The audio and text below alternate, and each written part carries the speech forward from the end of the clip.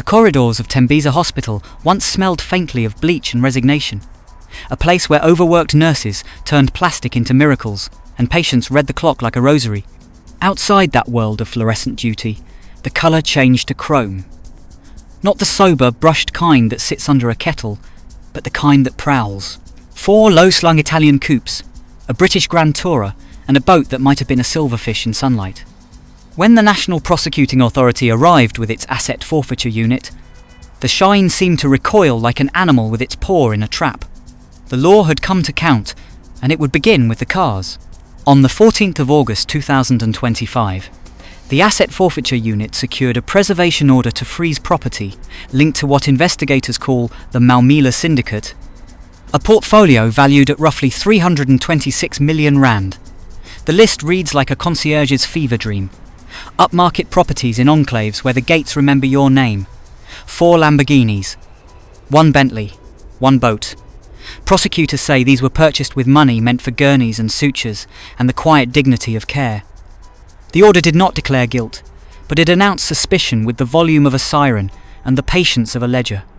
TimesLIVE reported that the review which triggered this action confirmed possible large-scale corruption in the hospital's supply chain, exactly the kind that leaves a nurse negotiating with an empty shelf. The name that anchors the file is Mr. Hangwani Morgan Maumela, a businessman whose ties to public life are the kind that make families awkward. He is described by investigators and reporters as a nephew by marriage to President Cyril Ramaphosa, a detail that draws eyes even when the president's answer is a shrug. In Parliament in 2022, President Cyril Ramaphosa said plainly that he did not know Mr. Maumela. The denial was clipped, almost surgical, and left on the record like a specimen slide under glass. That disavowal rings through these proceedings as a guardrail and a warning. There is a ghost in this story, and her name should be spoken with care. The late Babita Deokaran, Chief Director for Financial Accounting at the Gauteng Department of Health, wrote the first map of the mine. She flagged the suppliers, their shell games, and the invoices that walk like men. Weeks after filing her concerns about possibly fraudulent payments flowing out of Tembisa Hospital, she was assassinated outside her home in August 2021. The Asset Forfeiture Unit says its work was precipitated by her report. In the stony language of court papers, you can still hear the echo of a woman who refused to ignore a red flag. The National Treasury's specialised audit services retraced her footsteps, a forensic pilgrimage through payment data and the central supplier database. They reviewed the period from January 2019 to August 2022, verifying registrations, directors, and the kind of familial coincidence that looks less like chance and more like choreography. The review confirmed what Miss Deokaran had feared. It outlined a pattern of manipulation and doors quietly left ajar inside procurement, the sort of administrative vandalism that empties storerooms and fills garages. If the preservation order on the 14th was the first act, then the second came like a knuckle rap on a different door. On the 27th of August 2025, a judge granted another preservation order covering assets belonging to members of what prosecutors call the Mazibuko syndicate. The tally there was at least 47 million rand, including high-end homes and luxury vehicles, among them 3 Mercedes-Benz cars and a Land Rover whose value, in a tidy irony, could staff a ward for months. It is not just a tale of one family or one man. It is the geometry of appetite. The case file, fat as a dictionary, contains its own novel of addresses and trusts. TimesLIVE has reported that a family trust linked to Mr. Maumela received more than 2.3 billion rand, largely from state contracts. The frozen assets are only the bright pebbles on the surface.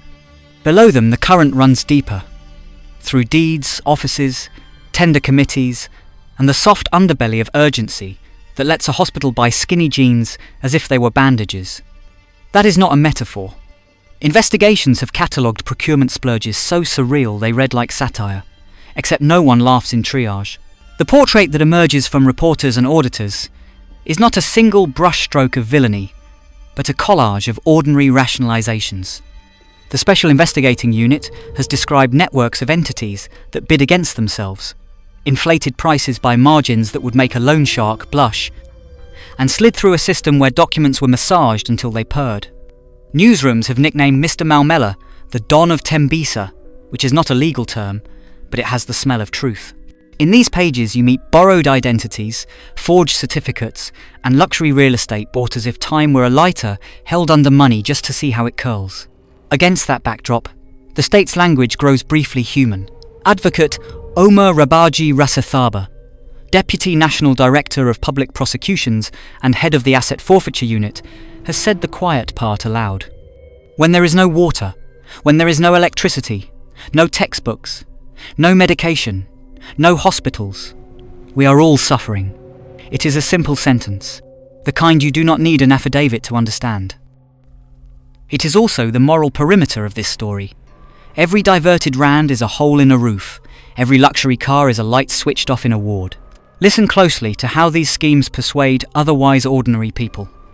They begin with distance.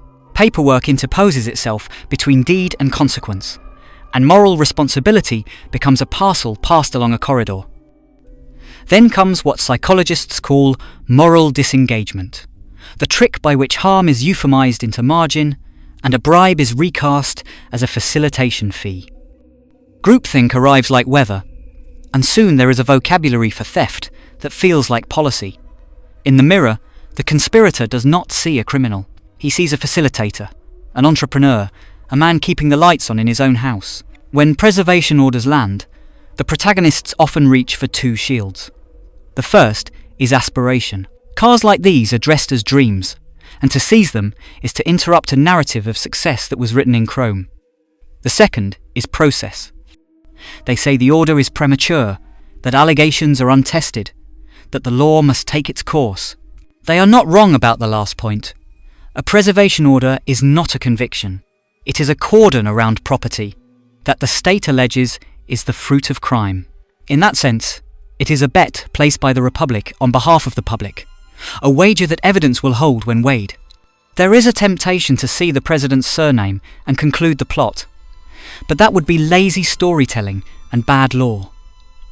President Cyril Ramaphosa has denied knowing Mr. Maumela, and that denial matters. It is a fact in its own right, verified on the floor of the National Assembly, and it cautions us against the easy thrill of guilt by family legend. In a country with our history, the proximity of power is always suspicious. Yet suspicion still needs proof. The architecture of a fair society is built from that stubborn distinction. Meanwhile, the report that began all this still pulses beneath the paperwork. It is a ledger of the ordinary and obscene. It lists surgical drapes at prices inflated by thousands of %, and a culture inside a hospital where the gatekeepers wore the same lanyards as the raiders. The National Treasury's auditors found that each sample payment they tested was irregular, a statistic that reads like a confession. The numbers are written in the handwriting of the state, which makes them harder to ignore. Crime in this register is not a single act but a temperature.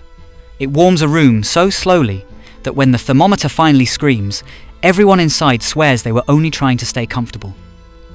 That is how a luxury boat purchased with public money can begin to feel like a trophy rather than a taunt. That is how a Lamborghini becomes a language for worth. Conspicuous consumption works as a kind of counterfeit of legitimacy. It is the masquerade where success pretends to certify itself.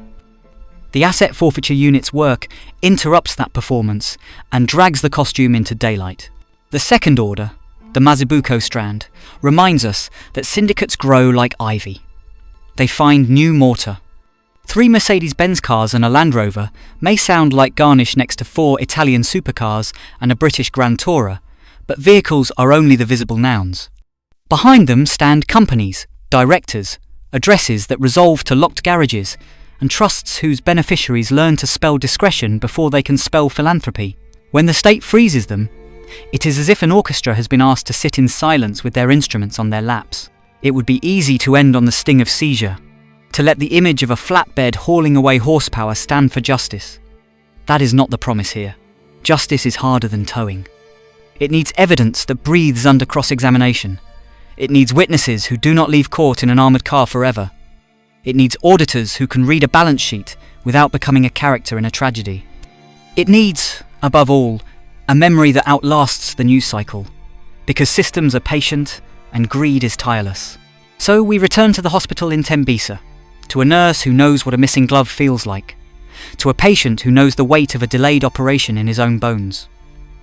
The numbers in this case are large because the absences are intimate. 326 million rand sounds abstract until you place it beside a ward where the bulbs flicker.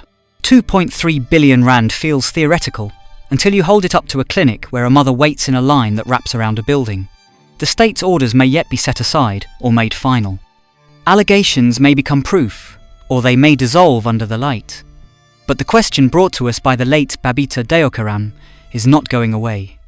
Who was the hospital for? And who decided that a boat made more sense than a bed?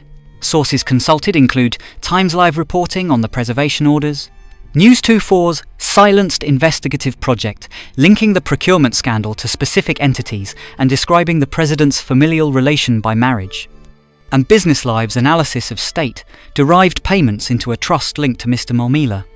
The National Prosecuting Authority's statements, recorded by journalists, ascribed to NPA spokesperson Ms. Findi Mionenwene, and the public remarks of advocate Uma Rabaji Rasethaba provide the most recent official posture of the state.